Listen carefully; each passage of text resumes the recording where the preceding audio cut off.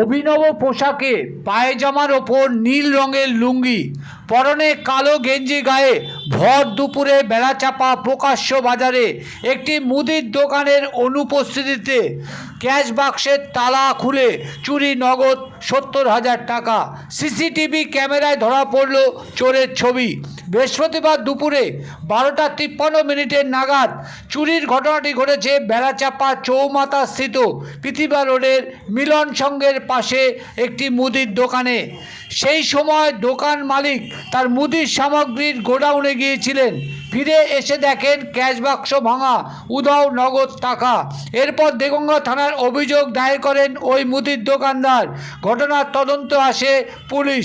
চুরির কিনারা করতে পুলিশ পৃথিবী রোডের একাধিক সিসিটিভি ক্যামেরার ফুটেজ সংগ্রহ করে তদন্ত শুরু করেছে। যা নিয়ে কী জানালেন ওই মুদির দোকানের মালিক, তার পাশাপাশি দেখুন তদন্তে দেগঙ্গা থানার পুলিশ। 12:50 বাজে আমি দুদিনের বেচাকেনা করে টাকা পয়সা এখানে ছিল, গোস্টোস করে মোটামুটি আমি 70,000 টাকা মতো হবে, 70-80,000 টাকা মতো হবে ক্যাশের মধ্যে রেখে চলে গেছি। এবার গোদামে মাল নামাচ্ছে, মাল নামে দেখতে গেছি, এসে দেখি ক্যাশ বাক্স এরকম নিচে পড়ে, চাবি আউট, টাকা আউট। এই হচ্ছে ব্যাপার।